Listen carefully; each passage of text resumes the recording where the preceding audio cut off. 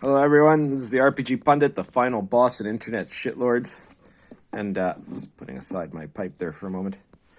And this could have been a live stream because we are now at like 4,990 subscribers for this channel. So as soon as it hits 5,000, I'm going to have to do, the next day that I can possibly do it because I have a very busy social schedule. I'll have to do a 5,000 subscriber live stream, so keep an eye out for that. But we're just a bit short, so I decided that no, this is just going to be a regular video. And today I'm going to talk more about the magical systems inside the Invisible College.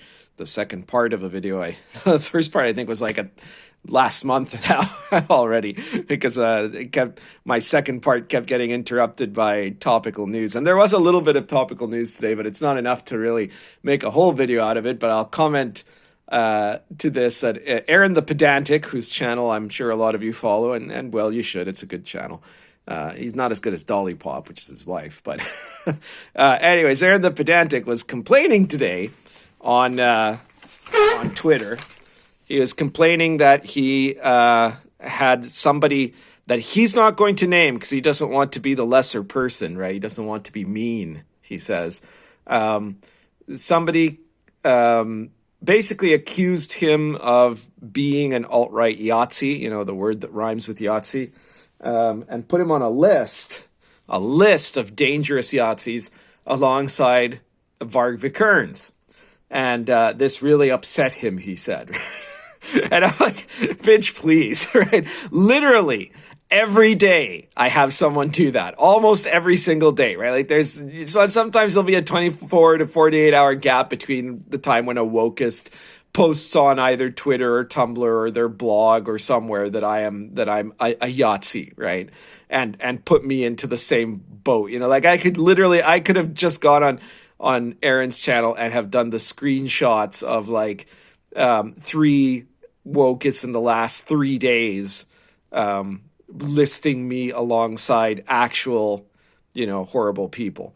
So he's got to get his act together and also quit it with the nice guy stuff, because the problem is, until these people are afraid to do that, or they're afraid to lie about you, until that moment comes, then they're going to keep doing it. So it's a necessity. It's not, you're not like, oh, well, I'm being the better man by staying quiet and let this person continue to abuse others. You're not being the better man. You're being a damn coward, Aaron. You're being a coward, because everybody needs to know who this psychotic is that thinks you're the same as Varg Vikernes. Okay. So you've got to go out and you've got to tell people who it is so that everyone knows that. And so that person is then marginalized as the scum that they are. Okay. Anyways, now we're going to carry on. If all you wanted was a good rant, I guess you can stop here. Thank you. Please buy my products. If not, we're going to take a look at the second part of the Magick section of the Invisible College. So we're carrying on here with the runes, which are the, Northern European system of divination, but besides that are a template, a universal model. I think one of the things you might notice about if you've been watching my explanations on the Invisible College, is that all of modern magic is based on cosmological models, on these like models of the structure of reality through a mystical perspective. And the runes are that, and the Kabbalah is that, astrology, the Enochian system are that, the I Ching is that. All of them these are actually like a way to order the world, right? Like a secret code of the world. And so you can use runes to do divination, sure, but you can also use them to create magical charms and sigils. And you could theoretically use them to travel to, runic planes and things like that. Same thing with the tarot. I mean, the tarot is actually a great agglomerator of all of the different systems, right? Like, it's actually not a cosmology in itself, but it has in it, it's a way to teach. It's like flashcards for the occult, right? It's like a way to teach the all of the symbols of Western magic in one place and explain how they connect with each other, like how the Kabbalah connects with astrology and how both of those connect to alchemical ideas and et cetera, right? So it's got all of the different magical symbols put into a cosmic order.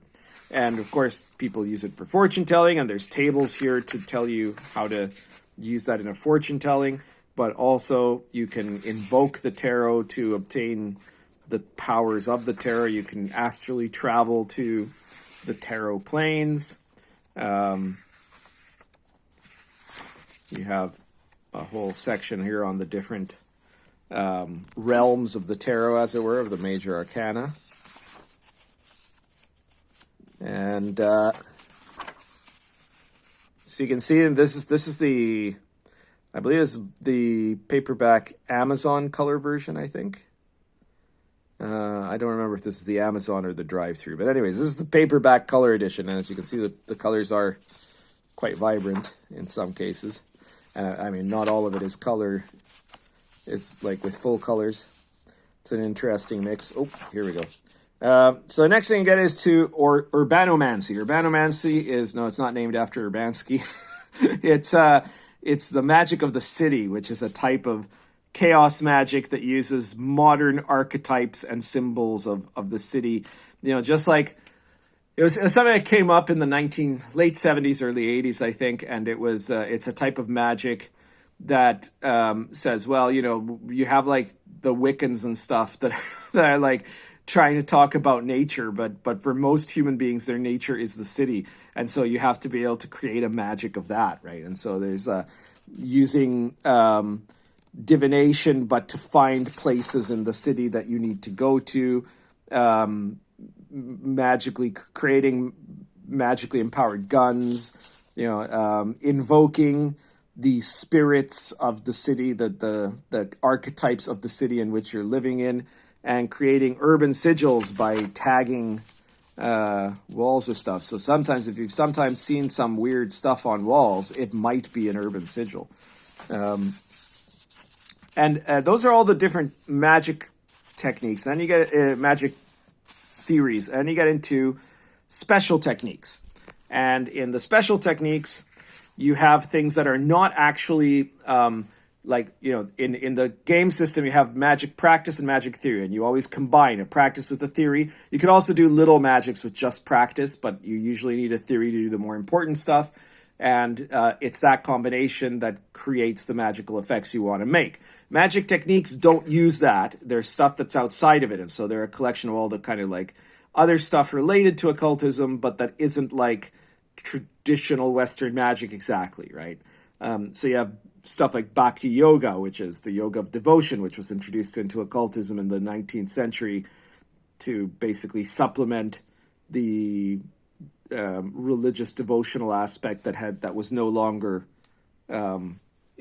encountered inside the magical material of the 19th century orders, because they didn't want to, like, you know, pray the rosary and stuff like that. Dream magic, which is the magic of having lucid dreams and later creating realms within your dreams, or traveling through dreams, traveling through the realm of dreams. You know, if you've read your Lovecraft, there's it's not quite like that, but there's something like that, and you can use it as a method. It's like a different aspect of the astral plane. So then there's folk magic, and folk magic is like the traditional rituals of the lower classes. One of the things about magic is that, like, what we think of mostly as Western magic today, the Hermetic tradition is what it's called, right? Hermetic tradition comes out of high magic. It's the magic that educated people were doing, right? They were men of letters, you know, like great scholars, and, you know, in the Middle Ages it was a lot of monks, and then later the great professors and things like that, you know, John Dee doctors, you know, in the Middle Ages and the Renaissance, and you know, and then later on in the 18th, 19th, and 20th centuries, it was mostly kind of posh upper class people until very, very recently. So that's a tradition of this intellectual magic. But there's also a tradition of folk magic, which are like rituals based on correspondence in a much more basic sense, right? Of like these weird folksy connections between things. Well, imagine like the voodoo doll, right? The voodoo doll is a good example of a folk magic correspondence. You make a doll, literally a representation of the person, and then you hurt that doll, and then that person will be hurt, right?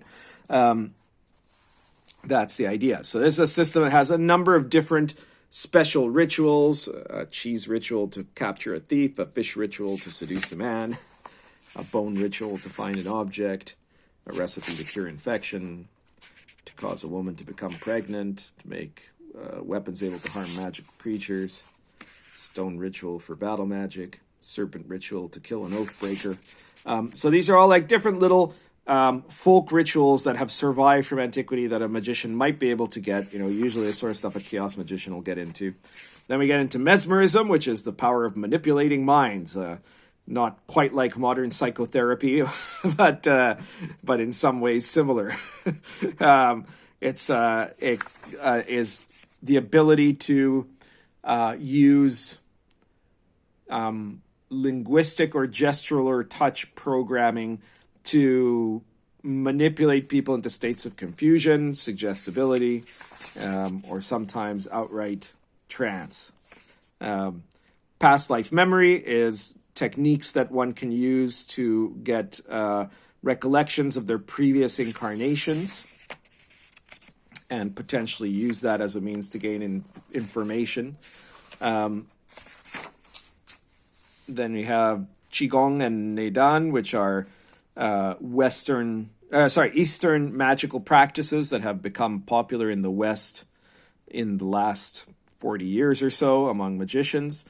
The exercises are physical exercises, techniques of inner concentration while you're doing movements or staying still, and in that process you increase your awareness. So what they allow you to do is have like higher concentration that makes you more effective at magic.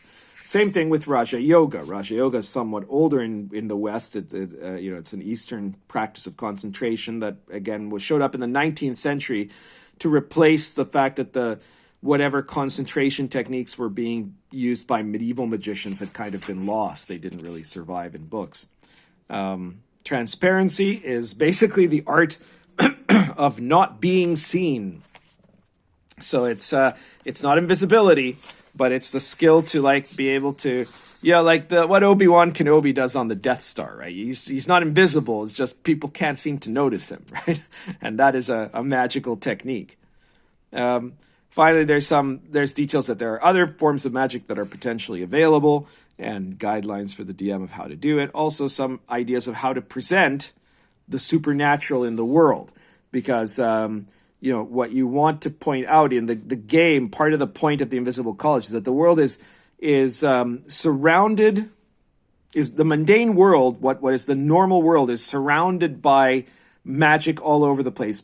And what is actually going on is that the normies, so to say, right, the mundane people are usually blind to the presence of magic in the world because of what is called paradigm blindness, right? So the perspective, the worldview that most people in the modern Western world has makes it so that they just can't access that in their perception. They'll explain it away in some way. They'll just outright ignore it. They'll pretend it isn't happening because it's something that would otherwise shatter their entire worldview. So they isolate themselves from it. So in mechanical terms, magicians can operate and do some really weird things in the setting up to a certain point. Because, of course, if they do something that's way too magical in a very public way, then that can end up being something that could, drive people insane, basically, because their paradigm will shatter. So it's a balancing act, but it means that player characters can engage in magical activity and be doing magical things even in some public venues without kind of giving the game away automatically and creating a backlash because of that. Other elements of supernatural activity, so like secret and sacred languages. There's a list of different magical languages. How to make servitors, tulpas, and egregores, which are basically 3 different types of magical artificial intelligence. Creatures created by the consciousness of a magician, and rules of incorporating psychedelic drugs into your magical practices, and even the possibility of having contacts with psychedelic entities. Physical immortals, so people who aren't satisfied with becoming a secret chief after they die, but want to try to just not die in this world, and the types of potential immortals that there can be, and the challenges of being able to actually obtain immortality. Magical relics and places, so like objects that have magical power. Usually, objects that have magical power usually have magical power because of their history. They were connected to great magicians of power, or events of great significance, or places that were used by magicians that gives them special qualities. So like the Mirror of John Dee, or Alan Bennett's Blasting Wand, or Aleister Crowley's I Ching sticks. Some more art there. And I think we'll stop there for now, because that's the end of the magic section. I'll continue to do some more reviewing of this. I mean, it's a big book, right? Talk about 432 pages. So be sure to check out The Invisible College if you haven't already. It's really excellent modern day sort of conspiracy, espionage, and occultism in a world of a secret war between conflicting secret societies. If you want a good modern OSR game, you're going to like it. Also, I believe that there is in the works a supplement being planned that is, it's not going to be a magic supplement though. It's going to be a supplement expanding equipment, specifically arms and armor, because had some people that had pointed out that I like go super simple on like the guns, and how they work, and I don't make any effort because I'm not one of these gun guys. I'm sorry, I'm just not, right? So I made no effort whatsoever to try to detail modern firearms and weapons and such, right? So somebody else, nice guy, has come forward and made a kind of a supplement for this that we're going to probably publish as a supplement for the Invisible College, that will also act as a supplement for, anyone who wants a really good modern OSR take on guns and armor in a modern setting. If the Invisible College isn't up your alley, though, be sure to check out all my other products, like medieval authentic stuff, like the Old School Companions 1 and 2. The Old School Companion 2 has 26 different medieval authentic adventures that you can use in Lion and Dragon or any other OSR game that are all based on medieval myth, history, legend, or folklore. Some really great stuff there, lots of details and lots of interesting material. The Old School Companion is full of medieval stuff you can incorporate into your OSR fantasy game of any kind, including magical techniques, economy, battles, critical tables, new classes, details about medieval life, and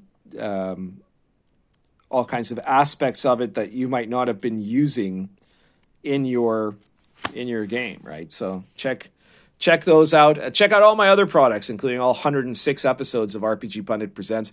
There's going to be an episode 100, an issue 107 that is going to be coming out, but I have no idea when. Apparently, Pressis has been having a little bit of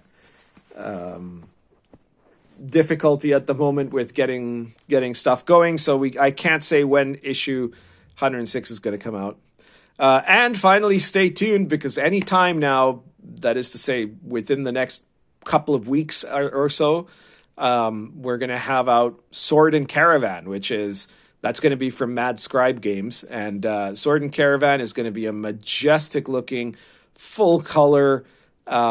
It's going to look like an illuminated manuscript, and it's going to be a complete campaign guide for role playing in the Crusades and the Silk Road, in the era between the Third Crusade and the Mongol invasions. And it's going to have just all kinds of amazing stuff in it. So keep your eyes open for that. I guess that's everything for today. Currently smoking Lorenzetti Poker plus Argento Natural.